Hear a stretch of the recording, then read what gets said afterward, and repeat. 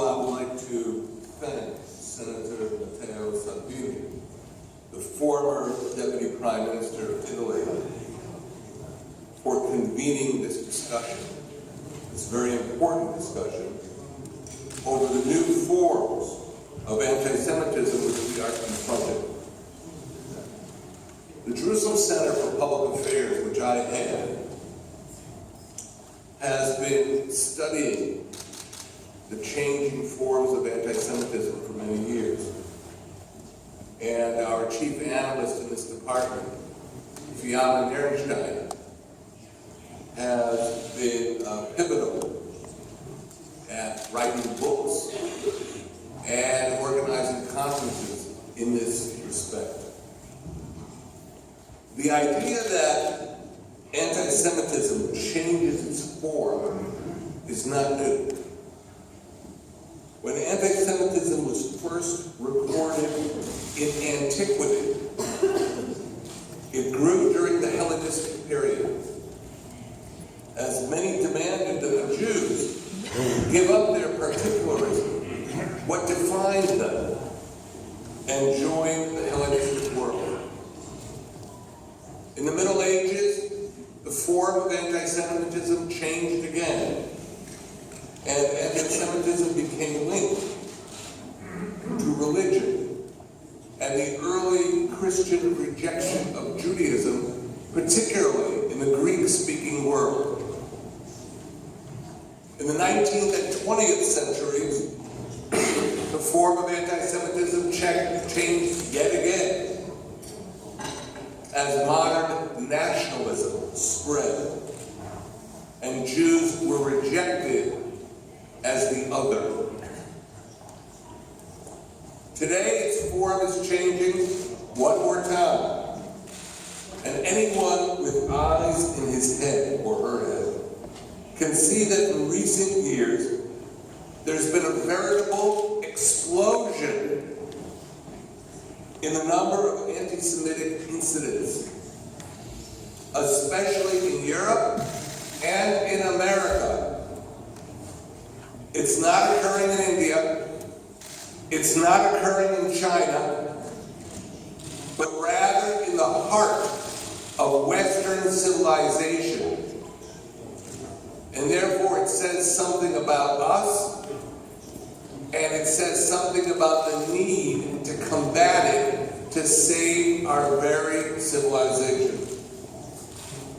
In the United Kingdom alone, according to the Community Security Trust, the number of anti-Semitic incidents surged in recent years from a little over 500 in the year 2013 to 1,652 incidents in 2018. That's more than a 300% increase in Britain.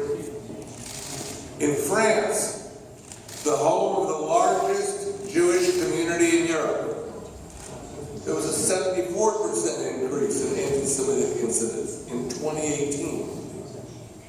We've witnessed brutal anti-Semitic killings. Back in 2012, when an 8-year-old girl named Miriam Montenegro was held down by her hair and shot in the head by Mohammed Merah at a Jewish school in the French town of Toulouse. Serious anti-Semitic incidents have been recorded in Sweden, Belgium, Germany as well. Now, how can we combat this rising tide of anti-Semitism? What actions can we take? First, we need to understand who is spreading anti-Semitism here on the European continent. A few years back, we observed that after the collapse of the Soviet Union, the political left felt weakened in many parts of Europe, particularly in the UK. My research institute analyzed the this phenomenon, and we said that a new axis of cooperation was emerging, which we called the Red-Green Alliance. This cooperation provided a major boost for the spread of anti-Semitism. Second, in order to combat anti-Semitism, we need to understand what this kind of cooperation means legally. All of us, there's no debate. We support free speech and democracy. These are pillars of our Western civilization. But what kind of organization? And what if one side of that Red-Green Alliance is the Popular Front for the Liberation of Palestine, a known international terrorist organization that just a few years back was hijacking airplanes, commercial jet traffic? Are they protected? Is that protected speech if they get involved in spreading anti-Semitism? Isn't there criminal activity involved here?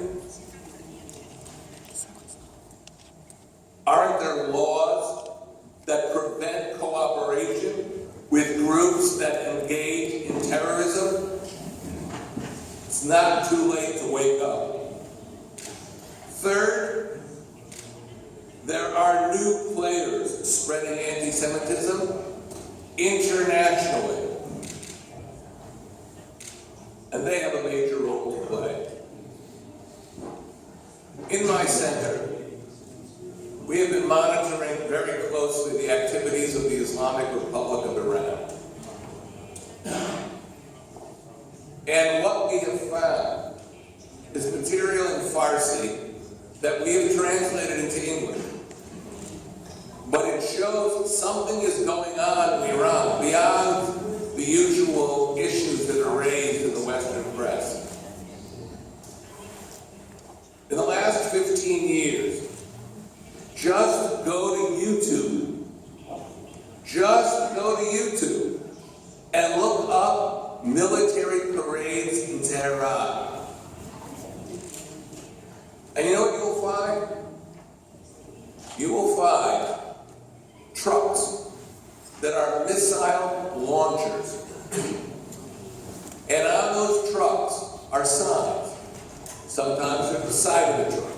Sometimes they're in the front of the truck. But they all say the same thing. Israel must be destroyed. Now, that genocidal message requires preparatory work. We learned from the Holocaust that before the crematoria were built, tremendous effort was made by the Nazis to delegitimize the Jewish people. So this is precisely what Iran has been doing. And this kind of audacity on the part of the Iranian leadership should be combated. I'm not asking people to get behind Israel geopolitically and not look for reasons, really good reasons to do it. But if a country is calling for the complete destruction of a fellow member state, I don't think people can react passively. They have to react actively. The messages that we put forward to the international community, and I was ambassador of Israel to the United Nations, make a huge difference. Our silence only invites a further escalation. So to summarize, there is a new anti-Semitism. It is not like the anti-Semitism of the past. And it is currently growing as I speak. It This is where Western civilization started and grew.